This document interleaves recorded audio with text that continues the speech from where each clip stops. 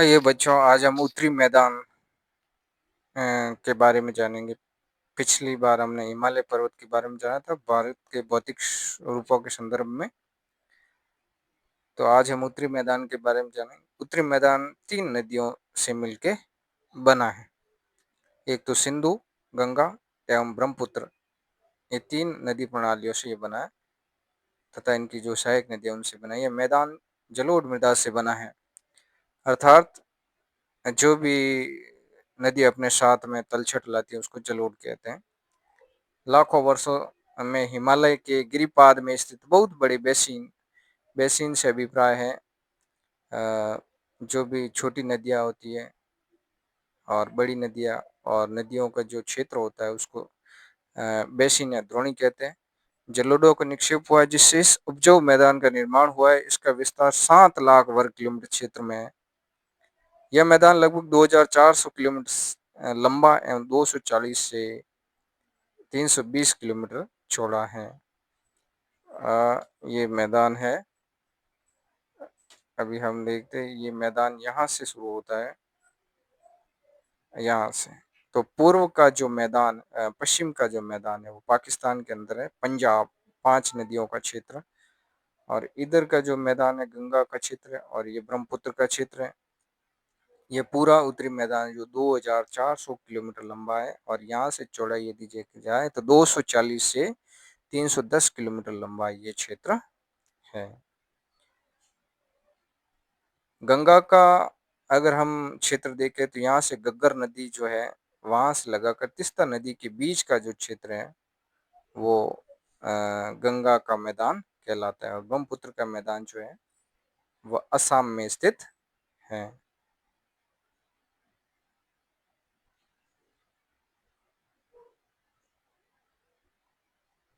चलिए आगे चलते हैं। 2400 किलोमीटर 240। ब्रह्मपुत्र नदी में स्थित माजुली विश्व का सबसे बड़ा नदी द्वीप है जहाँ लोगों का निवास है। यह सघन जनसंख्या वाला भौगोलिक क्षेत्र है और समृद्ध आवरण। क्यों सघन जनसंख्या? इसका कारण क्या है? तो पर्याप्त पानी है, समृद्ध मृदा आवरण है और अनुकूल जलवायु है। इसके कारण यहाँ कृषि बहुत अधिक होती है, इसलिए यहाँ पर मुख्य रूप से सघन जनसंख्या पाई जाती है। उत्तरी पर्वतों से आने वाली जो भी नदी है वो निक्षेपण का कार्य करती है, अर्थात जमाव का कार्य करती है।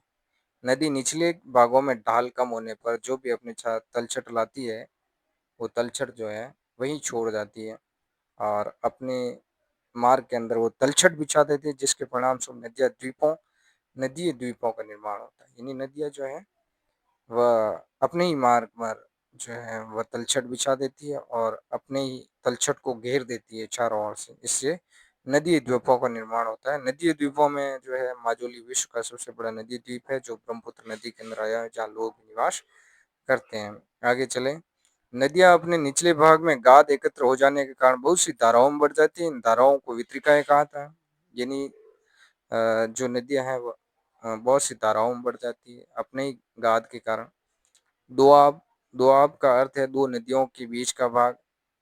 दोआब अभी बताते हैं। नंबर 3, ये देखिए दोआब जो क्षेत्र है वो गंगा जैसे और यमुना इन दोनों के जो बीच का क्षेत्र है वो दोआब का क्षेत्र कहलाता है। और ये 5 नदियों का क्षेत्र पंजाब का क्षेत्र कहलाता है।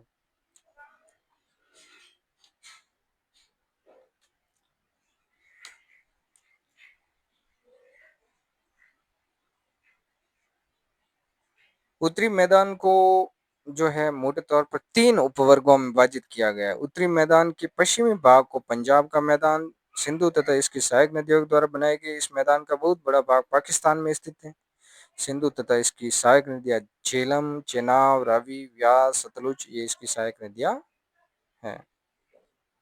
झेलम, चेनाब, रावी, व्यास और सतलुज इसकी सहायक नदियां हैं। सिंधु की सहायक नदियां हिमालय से निकलती है। मैदान के इस भाग में दोआबों की संख्या बहुत अधिक है। गंगा के मैदान का विस्तार घग्गर तथा तीस्ता नदियों के बीच में, जैसा मैंने अभी बताया, यह उत्तरी भारत के राज्यों हरियाणा, दिल्ली, उत्तर प्रदेश, बिहार, झारखंड के कुछ भाग तथा पश्चिमी बंगाल में फैला है। ब्रह्मपुत्र का मैदान इसकी पश्चिम विशेषकर असम में स्थित है। उत्तरी मैदानों की व्याख्या सामान्यतः इसके ऊंचाई में बिना किसी विविधता वाले समतल स्थल के रूप में की जाती है कि ये समतल है, लेकिन ये मैदान समतल नहीं है। ये सही नहीं है। इन विस्तृत मैदानों की जो भौगोलिक आकृतियों में विविधता है, आकृतिक विभिन्नता के आधार पर उत्तरी मैदानों को चार भागों में बांटा जा सकता है। एक बाबर, दूसरा अ, तराई, फिर बांगड़ और खादर। तो भाबर किसको कहते हैं? तो जब नदियां पर्वतों के नीचे उतरती है, नीचे उतरती है, तब जैसे शिवालिक की ढाल पर 8 से 16 किलोमीटर की चौड़ी पट्टी में जो भी तलछट लाती है वो बिछा देती है। इससे बाबर का निर्माण होता है। सभी सरिताएं इस बाबर पट्टी में लुप्त हो जाती हैं। इस पट्टी के दक्षिण में ये सरिताएं एवं नदियां पुनः निकल आती है, यानी वापस जो है निकलती है, वहां दलदली और नम भूमि का निर्माण करती है, जिससे तराई कहा जाता है। यह वन्य प्राणियों से भरा घने जंगलों का क्षेत्र था। बंटवारे के बाद पाकिस्तान से आए शरणार्थियों को कृषि योग्य भूमि उपलब्ध कराने के लिए जंगल को काटा गया काटा जा चुका है। इस क्षेत्र के दूधवा राष्ट्रीय पार्क की स्थिति ज्ञात की अभी हम पता करेंगे। उत्तरी मैदान का सबसे विशालतम भाग पुराने जलोढ़ का बना है। वे नदियों के बाढ़ वाले मैदान के ऊपर स्थित हैं। अब जो पुराने जलोढ़ है वो जम गए हैं और नदियां नीचे रह गई हैं, तो नदियों की बाढ़ का पानी वहां नहीं पहुंच पाता।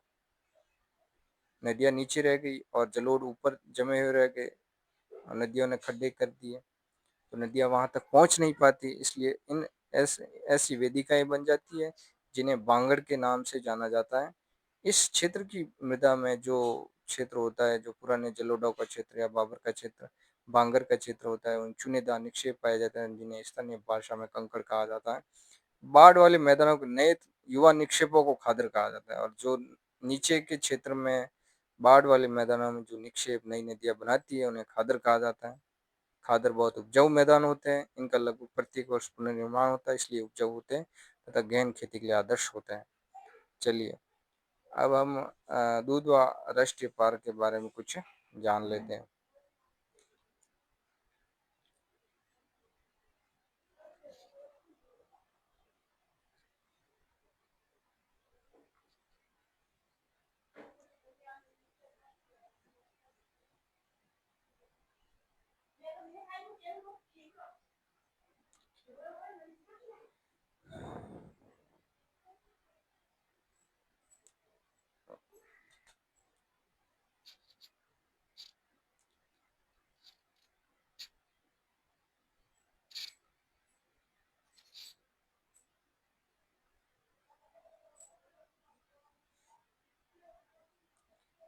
ये देखिए, विश्व का सबसे बड़ा जो नदी द्वीप है माजुली,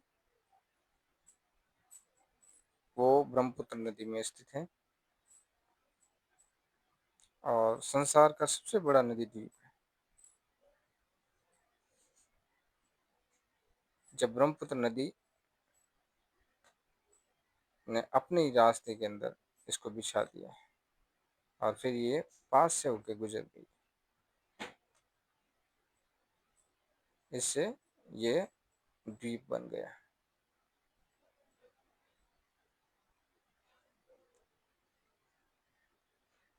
चलिए, माजुली द्वीप असम के अंदर है। संसार का सबसे बड़ा नदी द्वीप है जो ब्रह्मपुत्र नदी में है। जैसे ये नदी यहाँ से गुजरते हुए इसने यहाँ पे तलछट छोड़ दी, फिर ये घूम कर चली गई और ये बीच में ये द्वीप रह गया।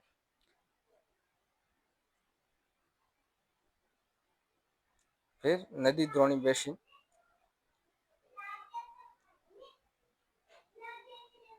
नदी द्रोणी बेसिन, नदी द्रोणी बेसिन, माजुली द्वीप असम के अंदर है। संसार का सबसे बड़ा नदी द्वीप है जो ब्रह्मपुत्र नदी में स्थित है। फिर नदी द्रोणी अगर देखा जाए तो ये एक प्राकृतिक जल संग्रहण क्षेत्र होता है जिसमें वर्षा का पानी नदियों, नालों और भूजल के माध्यम से बहकर मुख्य नदी में एकत्रित होता है। मुख्य बिंदु है यह है कि नदी द्रोणी मुख्य नदी, उसकी सहायक नदियों, छोटे नाले और आसपास का भूभाग शामिल होता है। किसमें? बेसिन के अंदर। बेसिन में क्या क्या शामिल होता है? तो नदी द्रोणी में मुख्य नदी, उसकी सहायक नदियाँ, छोटे नाले और आसपास का भूभाग शामिल होता है। महत्व यह जल संसाधनों, कृषि और पारिस्थितिक तंत्र के लिए बहुत महत्वपूर्ण है। नदी द्रोणी जलवायु, मिट्टी और जैव विविधता को प्रभावित भी करती है। इस प्रकार से आज हमने उत्तरी भारत की नदी द्रोणियों और उत्तरी मैदान के बारे में पढ़ा। आगे के वीडियो में हम फिर लाएंगे, पठार के बारे में पढ़ेंगे। धन्यवाद। लाइक करें, सब्सक्राइब करें। धन्यवाद।